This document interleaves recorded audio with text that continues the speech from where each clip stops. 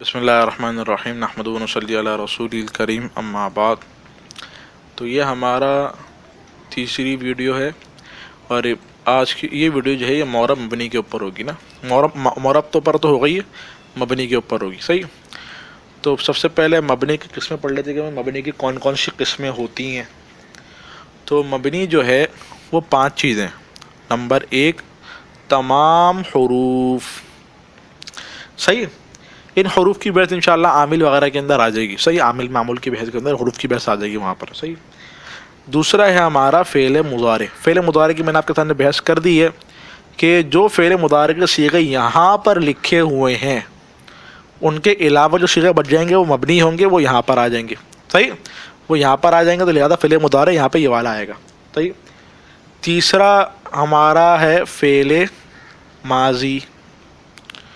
چوتھا ہے فعل امر۔ دیکھو یہ ایک ہو گیا حرف، تمام حروف، 3 فعل کے ہو گئے، 4 ہو گئے، اور ایک اسم کا آ جائے گا اور وہ ہے اسم غیر متمکن۔ تو کل یہ 5 ہمارے سامنے مبنی ہو گئے، صحیح۔ یہ 5 مبنی ہیں اور ان 5 کے اوپر ہم بات کریں گے تو ہمارے مبنی کی بحث مکمل ہو جائے گی، صحیح۔ حروف کی بحث میں نے کہا ہے کہ ہم کہاں کریں گے، عامل کے اندر، تو حروف کی بحث ہماری نہیں ہوگی۔ فعل مضارع کی بحث میں نے آپ کو بتا دی کہ فعل مضارع کے اندر کون سی یہاں پہ مبنی کے صیغے مراد ہوں گے۔ جو جمع مؤنث کے صیغے ہیں وہ تو یہاں پہ آ جائیں گے، اور جو شروع کے 5 صیغے تھے ینصر تنصر تنصر انصر ننصر، ان کے اندر اگر نون ثقیلہ یا خفیفہ آ جائے گا تو وہ یہاں پر آ جائیں گے۔ تو یہ 2 صیغے یہاں پر آ جائیں گے، فعل مضارع بھی مکمل ہو گیا۔ فعل ماضی کے اوپر آ جاؤ۔ فعل ماضی کے تمام صیغے مبنی ہوتے ہیں، اور میں نے آپ کو کہا تھا کہ مبنی کا اعراب محلی ہوتا ہے۔ تو فعل ماضی کے اندر اگر صیغے کے آخر کے اندر ضمیر مرفوع متحرک اور واو نہ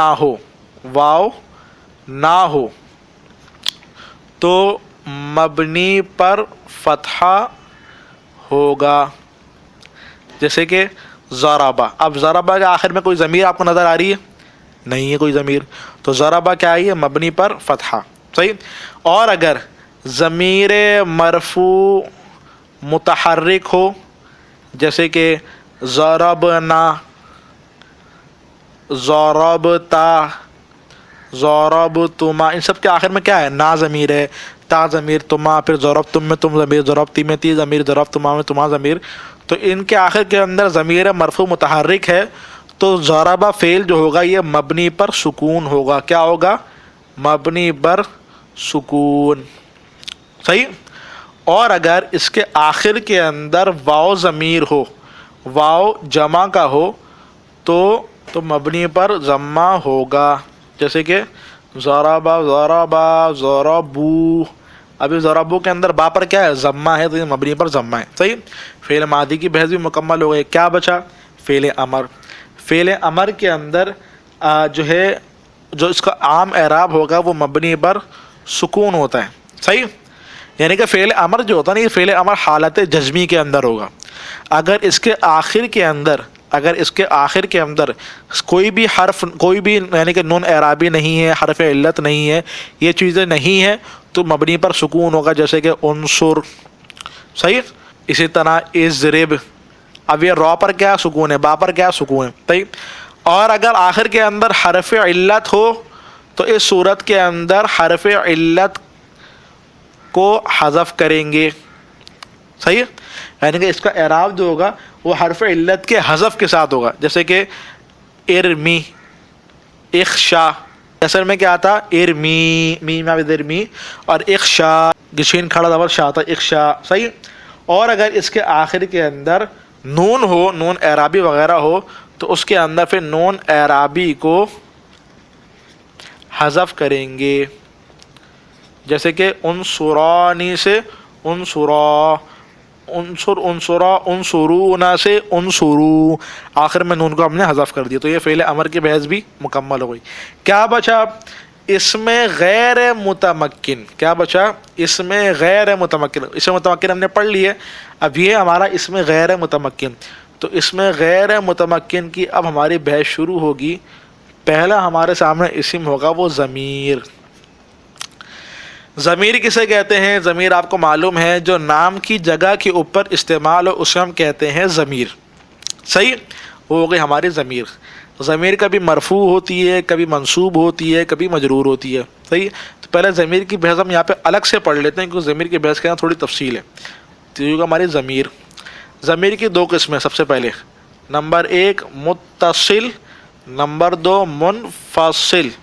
منفصل صحیح، متصل اور منفصل. متصل کسے کہتے ہیں؟ جو فعل کے ساتھ ملی ہوئی ہو، جیسے کہ ضربت میں تو ضمیر، ضربنا میں نا ضمیر. صحیح. اور منفصل جو فعل سے الگ ہو، جو جملے سے الگ ہو کر آئے، جیسے کہ انا اضربو کے اندر انا ضمیر الگ سے آپ کو نظر آ رہی ہے. صحیح.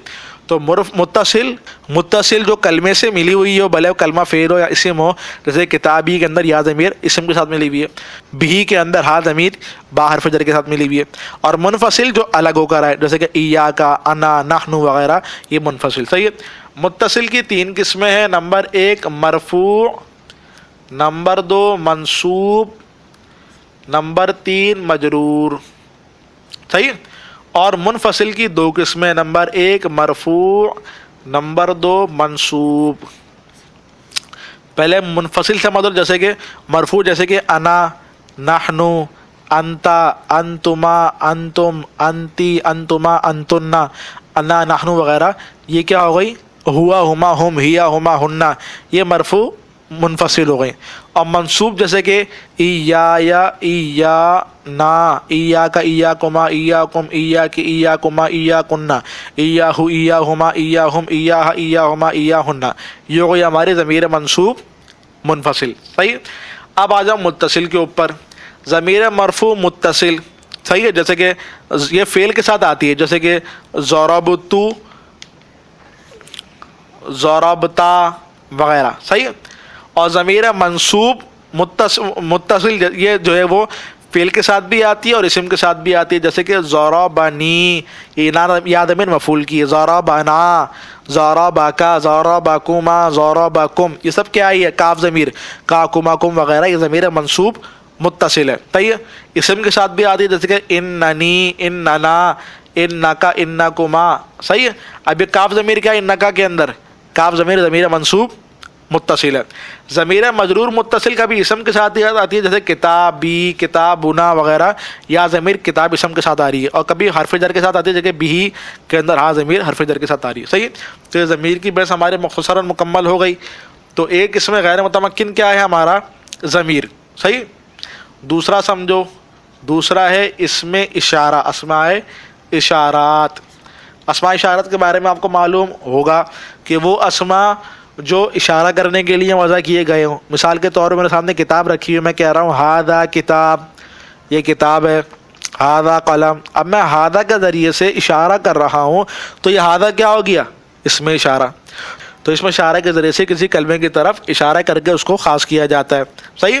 اسماء اشارہ جیسے کہ زا، زانی، زینی، تا، تانی، تینی، ذی، ذہ، ذہی، تی، تی، تہ، تہی. اسی طرح جو ہے وہ الاولائی، الاولا، تو یہ سب کیا ہیں؟ یہ اسماء اشارات ہیں. آگے ہیں اسماء موصولہ، اسماء موصولات. مثال جیسے کہ الذی، اللذانی، اللذینی، اللتی، اللتانی، اللتینی، ما، من، این، ایتن. اور الف لام جو اس میں فاعل اور اس میں مفعول کے اوپر داخل ہو جاتا ہے، الف لام اسمی وغیرہ. تو یہ سارے کے سارے کیا؟ اسم موصول. صحیح. اسم موصول کے بعد صلہ آتا ہے، اور صلے کے لیے جو ہے وہ جملہ ہونا شرط ہے. صحیح. تو اسم موصول بھی ہو گیا. پھر کیا ہے ہمارا؟ پھر ہمارا اسم فعل.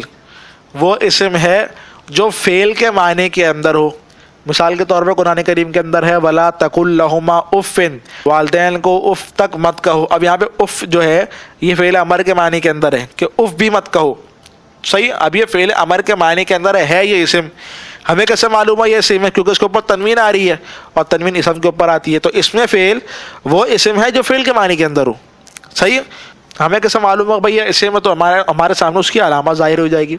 اسی طرح اسم فعل جو ہے وہ کبھی 2 قسموں کے اندر آتا ہے. نمبر 1 کبھی اسم فعل بمعنی ماضی ہوتا ہے، کبھی اسم فعل بمعنی امر ہوتا ہے. امر کی میں آپ کو مثال دے دی وَلَا تَقُلْ لَهُمَا اُفٍّ. اور اسم فعل بمعنی ماضی جیسے کہ ہیہات بمعنی بعودا، وہ دور ہو گیا. صحیح. اس کے بعد آتا ہے ہمارا اسماء اصوات. کیا؟ اسمائے اسوات، یعنی کہ وہ اسماء جو آواز کو نقل کرنے کے لیے استعمال ہوتے ہیں. اس طرح کوئی بندہ کتے کی آواز نقل کرتا ہے، کوئی بکرے کی آواز نقل کرتا ہے، کوئی بلی کی آواز نقل کرتا ہے، تو یہ سب کیا ہیں؟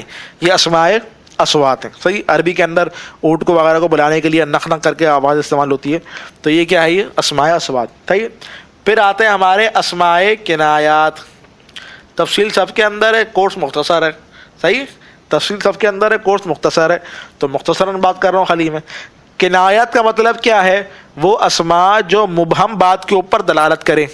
وہ اسماء جو مبہم بات کے اوپر دلالت کریں. جیسے کہ کوئی بچہ کہہ رہا ہے کہ میرے پاس اتنے پیسے ہیں، اتنے پیسے. کتنے پیسے یہ نہیں بتا رہا بھائی، یہ بولا اتنے پیسے. اب دیکھو بات مبہم ہو گئی، مبہم بات ہو گئی نا. تو اتنے کے لیے عربی کے اندر قضا آتا ہے، اور کتنے کے لیے عربی کے اندر کم آتا ہے. دیتا کائیتا، یہ ایسا کے لیے کہ میرے پاس ایسا، میرے پاس موبائل ہے، میرے پاس ایسا موبائل ہے، بتا نہیں رہا کیسا موبائل ہے، وہ بول رہے میرے پاس ایسا موبائل ہے میرے پاس. تو یہ جو مبہم بات ہوتی ہے نا، کہ بات واضح نہیں ہوتی، تو اس کو ہم کہتے ہیں اسماء کنایات. یعنی کہ وہ اسماء جن کے ذریعے سے بات جو ہے وہ مبہم رہے، واضح نہ ہو. صحیح. جیسے کہ کم مال انفقتہ، کہ میں نے بہت سارا مال خرچ کیا. یہ نہیں بتا رہا کتنا خرچ کیا، بس بہت سارا مال خرچ کیا. تو یہ اسماء کا، یہ اسماء کنایات ہیں جو مبہم بات کے لیے استعمال ہوتے ہیں. صحیح. اس کے بعد ہے ہمارے مرکبات. یہاں پہ مرکب سے مراد کون ہے؟ یہاں پہ مرکب سے مراد مرکب بنائی ہے، جو ہم نے آپ کو بتا دیا، دوبارہ نہیں بتائیں گے. تفصیلی کورس تو ہے نہیں، تفصیلی کے اندر بھی ویسے دوبارہ نہیں بتانا چاہیے. تو خیر، اس کے بعد ہے ہمارے مرکبات کے بعد ہے ہمارے ظروف مبنیہ، یعنی کہ وہ ظرف جو مبنی ہوتے ہیں. کیا بولا میں نے؟ وہ ظرف جو مبنی ہوتے ہیں. ظرف کس سے کہتے ہیں؟ جو زمانے کو یا وقت کو بتائے اسے ہم کہتے ہیں ظرف. اب مثال کے طور پہ یوم لفظ، یوم کا معنی دن، یہ زمانے کو بتا رہا ہے، لیکن یہ ظروف مبنیہ کے اندر سے نہیں ہے. کیوں؟ یہ معرب ہے. بات کیا چل رہی ہے؟ وہ ظروف جو مبنی ہوں. یہ یوم وہ ظرف ہے جو معرب ہے، تو معرب کی بات نہیں بلکہ مبنی کی بات چلی. مثال کے طور پہ فوق، اوپر، جگہ بتا رہے ہیں، اور یہ ظرف بھی ہے اور مبنی بھی ہے. صحیح. تو ظروف مبنیہ کے اندر وہ ظرف آتے ہیں جو مبنی ہوتے ہیں اور ظرف ہوتے ہیں. دو باتیں ہوتی ہیں، ظرفی اور مبنی ہوگی. مثال کے طور پہ قبلو، بعدو، قبل مانے پیچھے، بعد مانے آگے، فوق، تحت وغیرہ، یہ سب جو ہے وہ انا، متا، ایانا وغیرہ، یہ سب کیا ہے؟ یہ سب ظروف مبنیہ کے اندر سے، یعنی کہ یہ وہ ظرف ہیں جو مبنی ہوتے ہیں. صحیح. تو یہ ہماری مبنی کی بحث بھی مکمل ہو گئی. مبنی کے اندر ہم نے کیا کیا پڑھ لیا؟ مبنی کے اندر 5 چیزیں ہم نے پڑھ لی ہیں اختصار کے ساتھ. صحیح. کورس ہے انتہائی اختصار والا، اور یہ ہماری ویڈیو نمبر 3 بھی ہماری مکمل ہو گئی. اب آئی ہماری ویڈیو نمبر 4 عامل اور معمول کے اوپر.